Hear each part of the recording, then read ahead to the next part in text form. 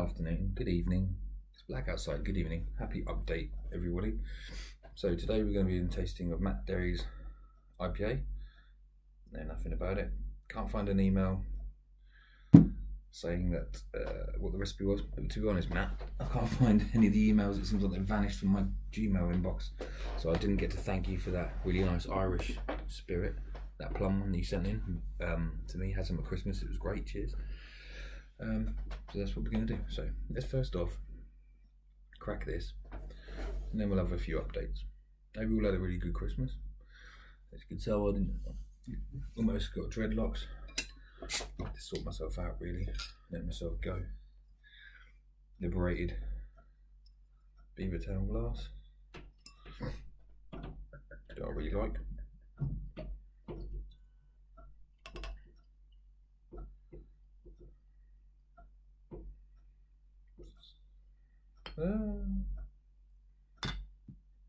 We'll stop there. Yum. Bottle conditioned, yeah. Well, if there's anything like the foam, the head tastes nice. Oh, the foam tastes really nice. So I'll let that settle briefly. So quickly, the Mosaic Lager. Well, that's been fermented with the philosophy method.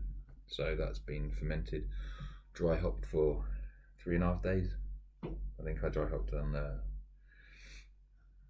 say Tuesday night and removed Saturday morning, for example. Something like that. Anyway, I can't remember. Anyway, it's now crashed. It's now sitting at 0.45, 0.7 max, something like that. 0.4 to 0.7 degrees centigrade, and it's been there for 2 days, and I'll leave it another 2 days, and then I will keg the bugger. It smells mosaic-y, so that's what we were after, really. So on to Matt's beer now. The head died down. Nice. It's dark in IPA range, IPA style. Looks good. Decent head. Obviously not going anywhere. Carbonation. You know what? This glass is probably not the best for this because I can't really see through. But that could just be because it's dark. Anyway, on the nose. Lovely hops. Now, you're going with Citra, I think. But it's almost like there's some Cascade or Galaxy or something else in there. Something giving it nice juicy notes.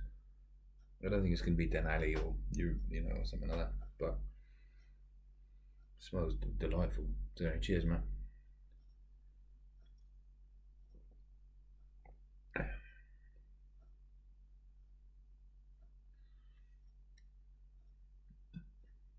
Decent level of carbonation in there.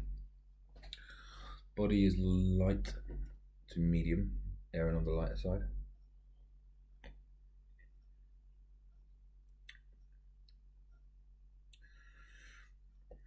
Get a lot of the caramel notes, from the crystal caramels, or caramel, whatever you used.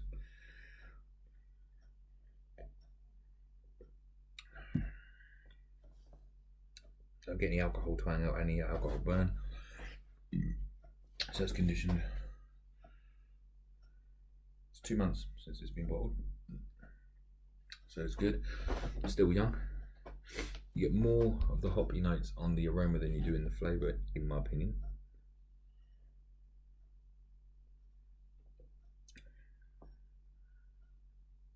It's really refreshing. Bitterness is there. I don't think it's in the 60s or high 50s. And again, that could be completely fucking wrong.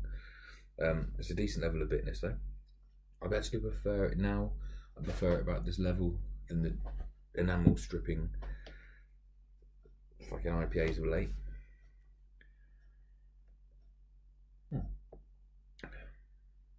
Yeah, you've got a nice hop flavour. Nice hop flavour. Matt, a thumbs up, cracking beer. Thanks very much for sending it, and I really appreciate it. Excuse me. Nice. And once again, thanks for the Italian. Once again, thanks for the Irish spirit you sent me. Forget the name of it. It was lovely. Okay, so quickly I'm going to touch on an NEIPA I'm going to do, which is going to be called what? No oats NEIPA, because now you might ruffle a few feathers, but I don't care. My NEIPA in the keg, bright bloody orange juice colour. Bottle started off turned brown. John Anderson's turned brown. Andy, who I own the brewery with, turned brown. Commercial brewers, any IPA that I've tried recently, I had 2 or 3 from different breweries, bottle conditioned. Oh yeah, they're all bottle conditioned, none off the keg. All the ones I mentioned. Said like on the blurb on the label, lovely orange juice, blah, pour it, it's fucking brown. Okay. Now I've forums all over the world, same problem. So before anyone jumps on it's oxidization, it's not. Okay, I know it's not, because 1 case of it, 2 cases of it, a couple of cases of it, but quite a few people within a small circle, and it's all happened to them. High percentage of oats and bottle conditioning. I'm not talking like 200 grams of oats, I'm talking high percentage of oats, 15% plus, whatever. Seems to happen in bottle conditioning. Now, when we stepped up my raspberry citrus smoothie to the Stan & Owls, to the brewery, to the big system, the oats went up, so it was like 16% oats. When we bottled that, we bottle conditioned it. It was beautiful pink colour. 8 to 12 weeks later, went and held a tasting, poured it, it darkened dramatically. And don't know if that was a pale ale, that would have been brown. Okay, so I'm sold on the idea it's rolled oats, okay, in high percentages. I might get a lot of abuse, but I don't give a shit. So this NEIPA is going to be with no oats. Funny enough. So it's a bit of an experiment, just to see. So it's going to be Marisotto Pale, wheat malt carapils, and in place of the kilo of oats, like I used last time, is a kilo of maltodextrin. Now I know I harp on about it, but obviously the oats are there to do a job. I'm substituting them for that because they do a similar job. Okay, you might not get the haziness that you get from the oats, but with the amount of hops I'm putting in the wheat malt, I should get that anyway, but should get the mouthfeel in the body. That's what I'm thinking. So then you have 10 grams each of Mosaic, Denali, Waiiti and Eureka at 20, then 25 grams each of Mosaic, Denali, Waiiti and Eureka at the flame out, then 25 grams of each at 70% attenuation, and then 40 grams of each 3 days before kegging and bottling. So quite a fair amount of hops in there.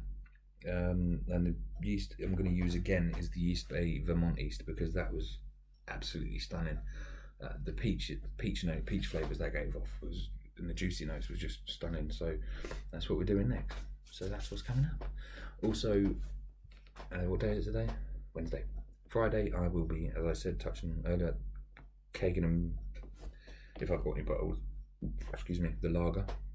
So I will be testing the Matt Derry bouncer inline filter system thingy. So I will do a separate video on that either the end of this week or beginning of next. So we can see how it goes. I think I'm going to use a finer mesh just to really give it a test, because it is a lager. I think I'm going to put the autosiphon in and straight down into the yeast cake to see if it does what it does properly. So let's find out. Cheers guys. Very short one this week. Actually, no, it's not. Fuck, stop talking at him. Hope you had a great Christmas. Cheers, Matt, for this. See you soon. Oh, if I don't see you before New Year, have a cracking New Year. All the best to everyone and your family. Thanks very much.